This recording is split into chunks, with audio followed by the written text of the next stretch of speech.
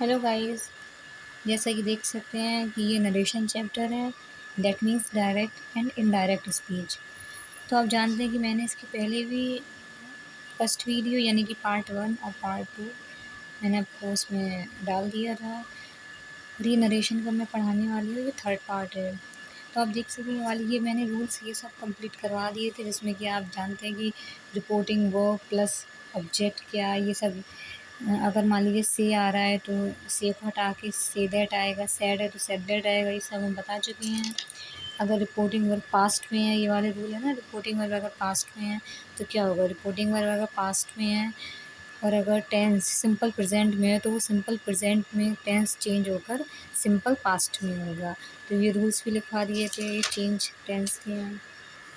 और ये आप जानते हैं, ये मैंने पढ़ाया था कि विल का वुड होगा और कब शैल का भी वुड होगा। दो कंडीशन है, अगर विल जैसे कि हम लोग जानते हैं शैल का शुड होता है, विल का वुड, लेकिन एक कंडीशन ऐसी भी होती है जहाँ शैल का शुड ना होकर शैल का वुड होता है। तो इसकी मैंने कंडीशन लगवाई थी ये वाली कि शैल का कब वुड होगा। अगर मान लीजिए फर्स्ट पर्सन के साथ शैल लग के आ रहा है तो वहाँ पर शैल का वुड लगेगा। और अगर मान लीजिए सेकंड पर्सन या थर्ड पर्सन, जैसे यू है और थर्ड पर्सन में हमारे ही शी इट दे हैं, ये कोई नेम है, तो उनके साथ अगर शैल लग के आ रहा है तो वहाँ पर शैल का शुड ही होगा। अब ये है रिपोर्टिंग वर्ब अगर पास्ट में, रिपोर्टिंग वर्ब पास्ट में और रिपोर्टिंग स्पीच इन सब में है तो टेंस को हम नो चेंज करेंगे। और ये कुछ एक्सेप्शन है यहाँ। अब मैं आपको यहाँ से स्टार्ट करती हूँ। यहाँ पे एक्सेप्शन आपको हेडिंग दिख रही होगी, यहाँ पे लिखा गया है कि मान लीजिए कुछ शर्तें हैं, कुछ जहाँ पर रिपोर्टिंग वर्ब पास्ट में होने के बावजूद भी हमारा जो इनडायरेक्ट स्पीच है वो इसमें टेंस चेंज नहीं होगा। जैसे कि मान लीजिए रिपोर्टिंग वर्ब, तो रिपोर्टिंग स्पीच यूनिवर्सल ट्रुथ में है तो वहाँ पे टेंस चेंज नहीं होगा। अगर कोई प्रोवर्ब है तो वहाँ चेंज नहीं होगा। और रिपोर्टिंग स्पीच अगर साइंटिफिक फैक्ट तो वहाँ भी चेंज नहीं होगा। हिस्टोरिकल इवेंट या कोई हैबिचुअल एक्शन है तो वहाँ पर भी हमारा टेंस चेंज। जैसे मान लीजिए Sonu said to Monu, Tonu goes to school every day, तो ये तो हमारा डेली का रूटीन बताता है ना कि टोनू डेली एवरी डे मतलब क्या होता है, वो काम वो डेली ही कर रहा है, तो यहाँ पे कोई चेंजमेंट होगा ही नहीं। हाँ, अब मान लीजिए कुछ चेंज होते हैं, जैसे हमारी दिस का दैट, ये तो जनरली सबको पता ही होगा, दिस का दैट, दिस का दोज होता है। और यहाँ पे है हेयर का देयर, नाउ का देन और टुडे का दैट डे। ये सब आप देख सकते हैं, ये सारे लिखे हुए हैं। यस्टरडे द प्रीवियस डे या द डे बिफोर, ये आप देख सकते हैं सारे लिखे हुए हैं, जो ज़्यादातर लोगों को पता ही होगा इसमें। यहाँ पर देख सकते हैं नेक्स्ट वीक यानी कि नेक्स्ट वीक आ रहा है या नेक्स्ट, यानी कि सारे ब्रैकेट में, लेकिन इनमें से कोई भी आता है, अगर वीक है, मंथ है या यो है, संडे है या कुछ भी है, यहाँ पर कुछ भी आ रहा है तो अब यहाँ पे चेंज होगा। यानी कि नेक्स्ट वीक है तो the following week, next month है तो द फॉलोइंग मंथ, या नेक्स्ट ईयर है तो द फॉलोइंग ईयर, ये सब देखते हैं। अब मान लीजिए चेंज इन प्रोनाउंस, ये एक बड़ी बात है, हमें चेंज को ये तो यहाँ से देखिए ये तो जो मैंने कहा ये सब बेसिक रूल है, ये ज़्यादातर आता है। अब यहाँ से हमारा जो असल चीज़ है वहाँ से स्टार्ट हो रही है।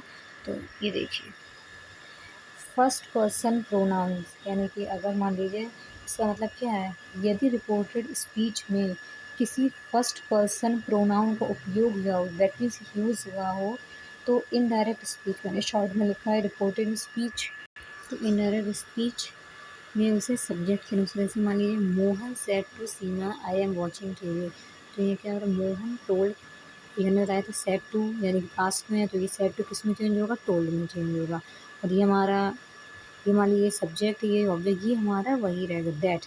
अब यहाँ देखिए जो आई है ना, आई किस में आता है, फर्स्ट पर्सन में, तो जो फर्स्ट पर्सन होता है हमेशा सब्जेक्ट के अकॉर्डिंग चेंज होता है, मोहन के अकॉर्डिंग चेंज होगा।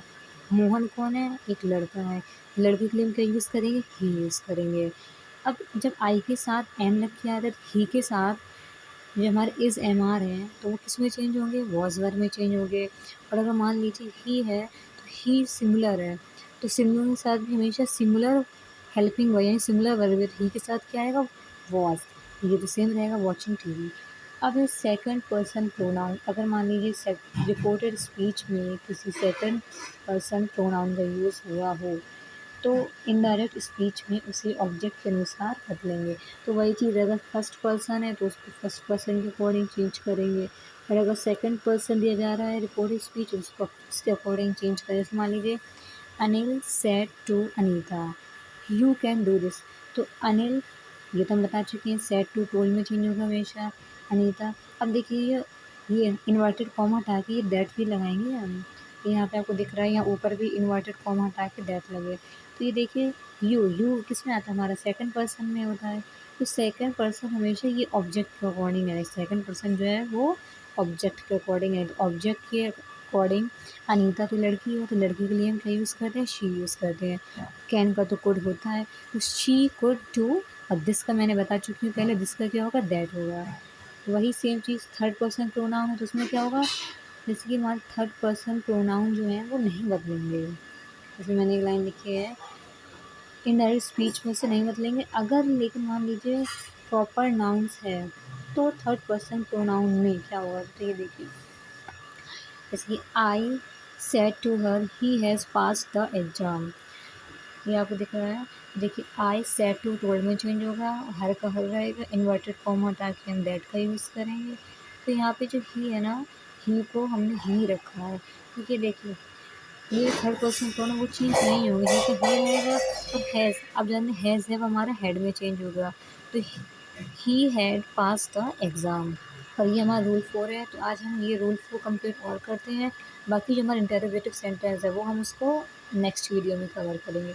अब देखिए मान लीजिए सेकंड पर्सन विथआउट ऑब्जेक्ट, अगर जैसे अभी हमने सेकंड पर्सन प्रोनाउन पढ़ा हुआ है वो ऑब्जेक्ट के अकॉर्डिंग चेंज हो रहा है, अगर मान लीजिए उसमें ऑब्जेक्ट ही ना हो फिर हम क्या करेंगे। तो देखिए यदि रिपोर्टेड स्पीच में किसी सेकंड पर्सन प्रोनाउन का यूज़ हुआ हो किंतु ऑब्जेक्ट ही नहीं दिया हो, तो इनडायरेक्ट स्पीच में मतलब क्या करें, उसको हम इमेजिन करेंगे। तो हम देखिए कैसे, जैसे मान लीजिए Mohan said you are getting lazy day by day, उसका क्या हो जाएगा, मोहन टोल्ड मी। तो देखिए सैड है ना, किसी मोहन ने कहा, यू आर मतलब तुम दिन पे दिन आलसी होते जा रहे हो, तो ये किससे कहा, मुझसे कहा होगा, तो मोहन ने मुझसे कहा। अगर मैं किसी को ये बताऊंगी, देखो मोहन ने कहा कि तुम दिन पे दिन लेज़ी होते जा रहे हो, अगर हम किसी तीसरे पर्सन को अपनी ये बात बताएंगे क्या हो, तो हम ऐसे बताएंगे ना कि मोहन ने मुझसे बोला, तो मोहन टोल्ड मी दैट। अब ये देखिए यू है, हमने अपने अकॉर्डिंग इमेजिन किया है कि मी, तो मी के अकॉर्डिंग जो यू है, तो यू को हम लेंगे तो किसमें चेंज होगा, आई में चेंज होगा। तो आई, और आप जानते हैं इज़ एम आर को हम किसमें चेंज करते हैं, वॉज वर्ड में चेंज करते हैं, और आई के साथ वॉज आता है। तो I was getting lazy day by day, यही सेम चीज़ है, हम ऐसे भी कर सकते हैं, मोहन टोल्ड यू दैट। हम इसकी जगह ये भी कर सकते हैं, मोहन ने तुमसे कहा। तो देख सकते हैं दो कंडीशन, इतनी इसमें इतनी कंडीशन बन सकती है कि मोहन ने मुझसे कहा, मोहन ने तुमसे कहा, या मोहन उससे कह रहा है, उनसे कह रहा है। तो ये सब कंडीशन तीनों लिखी हुई हैं, आप देख सकते हैं तीनों सेंटेंस। अब हमें तो देखिए, हम तो ये एग्ज़ाम जैसे एसएससी है और भी अदर एग्ज़ाम बैंक वगैरह हैं, तो इसमें हम देख सकते हैं उसमें तो हमें टिक लगाना ही होगा, क्योंकि वो तो एमसीक्यूज़ बेस्ड होंगे। तो उसमें जो हमें ऑप्शन दिया गया है वो हमें उन ऑप्शन के अकॉर्डिंग ही टिक करना होगा। तो प्लीज़ गाइज़, अगर मेरी वीडियो अच्छी लगी हो तो इसको लाइक कीजिएगा और प्लीज़ सब्सक्राइब भी कीजिएगा। Thank you.